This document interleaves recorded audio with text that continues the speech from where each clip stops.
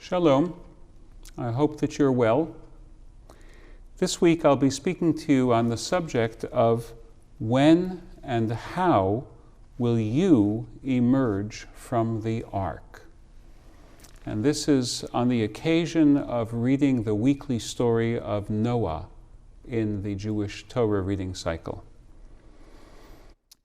Listen to this fragment of an ancient story, partly familiar, partly unfamiliar. The sea calmed, and the whirlwind and flood stopped. All day long there was quiet. All humans had turned to clay. The terrain was as flat as a rooftop.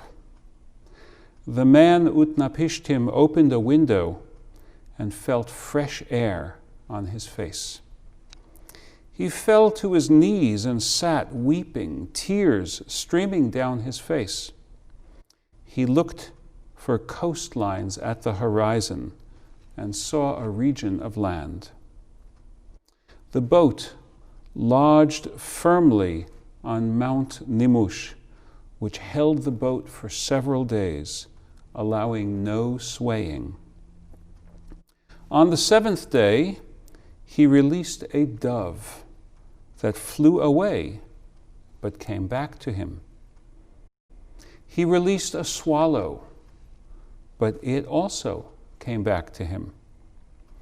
He released a raven, which was able to eat and scratch and did not circle back to the boat.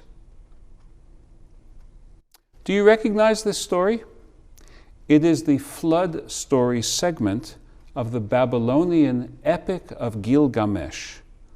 We know its younger cousin, the flood story in the Bible. Here is the Bible's parallel passage. At the end of 40 days it was, Noah opened the window of the ark he had made and sent off a raven. It went off, going off and returning, until the waters were dried up from upon the earth.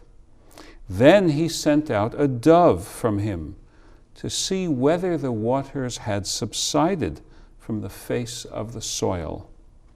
But the dove found no resting place for the sole of her foot, so she returned to him into the ark, for there was water upon the face of all the earth. He sent forth his hand and took her and brought her to him into the ark.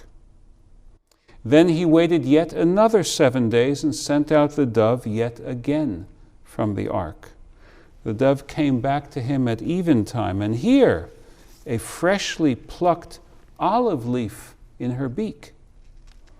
So Noah knew that the waters had subsided from upon the earth. Then he waited yet another 7 days and sent out the dove, but she returned to him no more. That is Genesis chapter 8, verses 6 through 12. The similarities and the differences in the two versions of the story are intriguing. And if you contact me, I'd be happy to discuss them with you in detail. For now, though, let's content ourselves with some basic observations about what the two versions share, some conclusions, and some applications to the world of 2020. Observations. In both versions of the story, the hero, Utnapishtim, which means Mr. Life in the Babylonian version, and Noah in the biblical version, the hero sends several species of birds at intervals. The purpose of that action is to determine whether the ground has dried out sufficiently for the hero, his family, and the rescued animals to risk leaving the ark. Second observation. Again, in both versions, the need for the multiple missions is that the first forays disclose that the world wasn't ready for re-entry. The versions agree that initially the bird came back to the ark because it had not found dry ground. Third observation, again in both versions, the process takes time. The hero waits 7 days, albeit at different points of the story in its two versions. But in both, the hero does not rush out when the earth is still half dry, half wet. Conclusions. First conclusion. The hero in each story is depicted as behaving rationally in the face of an unknown environment. Both Utnapishtim and Noach need to know when it would be safe to emerge from quarantine and take up living again in the world. And neither of them is in a position to know for sure while confined on his ark. So each one sends out birds to investigate. Second conclusion. Each hero changes species of bird after the first one failed to find dry land. The Bible reverses the order of species present in the older version of the story. It may be just on account of the vagaries of telling and retelling a story down through the centuries, but I believe that the alteration is deliberate. The raven is quite intelligent, but its intelligence does not make it a friend of humankind. The dove, on the other hand, lives in the company of humans. The Bible highlights the domesticity of the dove. It doesn't return, quote, to the ark, as does the raven. It returns, quote, to him, to Noach, in the ark. It relates to its human keeper. This accords with the keeping of doves in ancient Israel. More broadly, the story accords with the relationship of biblical men and women to their environment. They used the resources of their environment mindfully, noting and respecting the nature of each species. Third conclusion. Each hero is depicted as being a pious individual, concerned for his relationship with heaven. Later portions of each version of the story have the two heroes each offer a sacrifice to the deity. Survival, in other words, did not make them conceited, but rather the contrary. They acknowledged their indebtedness to the divine. And now applications. First, we are in the position of Utnapishtim or Noach. We've been in quarantine for months, and we'd like to know when it would end. Second, but we don't know, so we attempt various expedients to help us interpret the trends. This is where science comes in. If science gives us knowledge that is politically inconvenient or sobering, it is still the truth about the world.